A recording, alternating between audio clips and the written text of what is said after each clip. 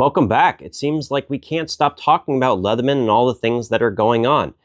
This time around, some really cool spoilers for a new multi-tool with pictures called the Wave Alpha. Let's get started.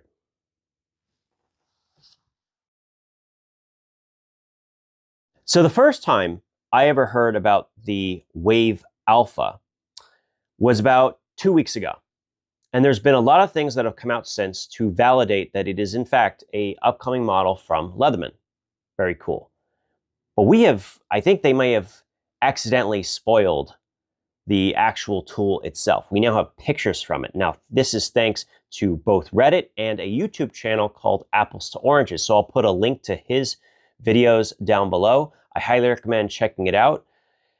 And yeah, thank you for doing that research and getting access to these. That's awesome. And I'm hoping that Leatherman will also not punish the person who released it. In fact, please give them a raise because they turned what is a pretty negative conversation into a much more excited, positive one. So that's awesome. One thing we gotta ask, are these valid pictures, or did AI generate them, or did someone make them with Photoshop? I don't think that's going to be the case. And there's a couple of images that kind of sell me on this point. The first one is the stamped wording. That is very hard to replicate, and it looks very much like something Leatherman can do. In addition to the text that we see on the blade, the shape, it is clearly the same frame as the Leatherman Charge Plus. Same plier head, different pivots, so there's slight changes. It's not that they took like photoshopped G10 handles. These are completely different pivots with a pivot collar. There is just enough to change that I can definitely see this being valid, and I don't see a reason why it wouldn't be. I don't. That being said, how would I feel about it? Well, first of all, what is it? What is it? Let's talk about this. So what immediately it makes me think of is this. This is the Charge G10, which was a discontinued model. The handles are definitely different, but only in a good way. And that's the first thing I noticed and got me excited, is that it appears that they have learned from the few negatives people mentioned about the Charge G10. And that has to do with the flex of the G10 handle. You could squeeze it and start to feel a little bit of flex in that plastic. And the way they have done it instead, without cutting away from it, like you will see here, they have added more material. And it doesn't take much more to make it quite a bit more rigid than this. That's going to be something I think people will really like. The other thing we notice here is we have a MagnaCut blade. We also do not have a serrated blade. We have an outboard accessible scissor. And from the pictures, I gotta say, this could be the best cutting geometry on a scissor that Leatherman has ever come out with. Just based on my experience, just the way things are coming together, the cutting geometry, it could be very, very, very good. So all of that is great. But it is curious, right, that they would release the Wave Alpha, which I thought was going to be a base model, as a premium offering, or in other words, a kind of a replacement to the Charge Plus and the Charge TTI. That's interesting. I'm hoping that this is just kind of delivering a premium model prior to a base model. I would imagine that they will take the same tool set and eventually put it into a conventional Leatherman Wave frame, I would hope. Because if they don't do that, it would be a bit disappointing. It would mean that they are gatekeeping the tool set with something that is at least 180 and potentially more. And that's going to be a bit of a disappointment for your average consumer. So I'm hoping that there's also, since there's considered to be a Wave Sport, and I don't remember the other one right off the top of my head, one of those is this, like a downgraded version with 420.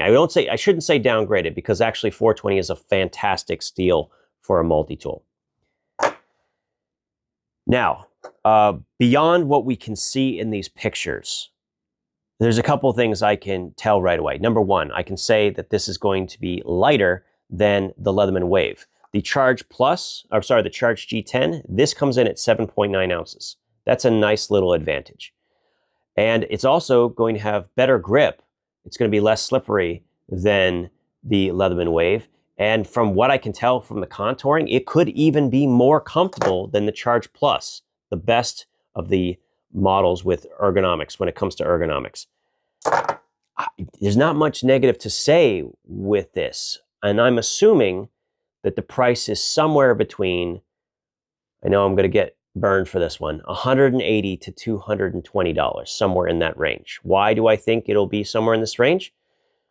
Because if it's beyond that, it runs into a number of issues. Number one, you get too much competition directly with the Leatherman Arc, and you start to lose your justification. The Leatherman Arc, one of the big things that goes along with that is that this is truly USA made. Okay, it has the USA stamp directly on the plier head, and it was a big deal when they started doing this with the free P4. That requires 70% of everything to be American made, and it also means it's going to be more expensive.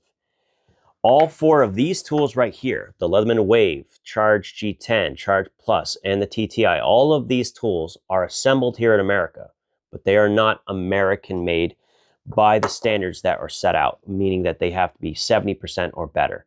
Leatherman lost a lawsuit in 1999 that required them to remove the USA stamp from their tools because they weren't quite hitting that threshold. It doesn't mean they're not good. They are still finished in Portland, Oregon. Most of the components, such as the small implements and the frame, are all stamped there in Portland, Oregon.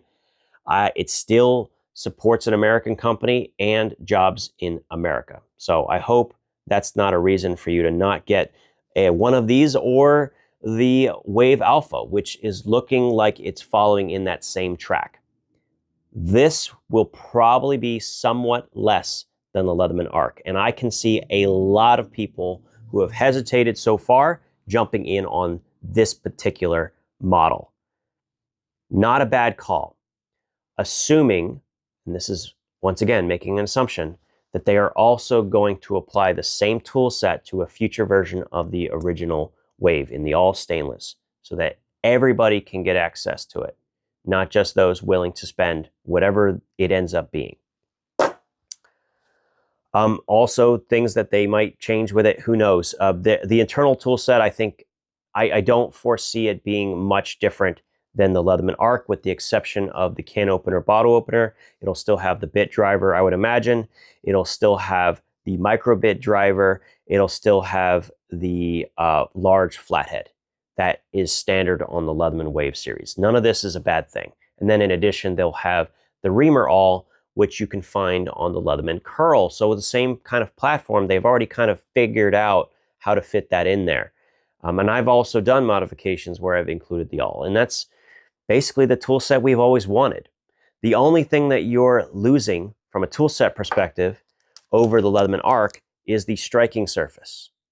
I don't think that's remotely enough of a reason to choose the Arc over this new Wave Alpha. I think they're going to sell a metric ton of them. No question. It's going to be a very good seller.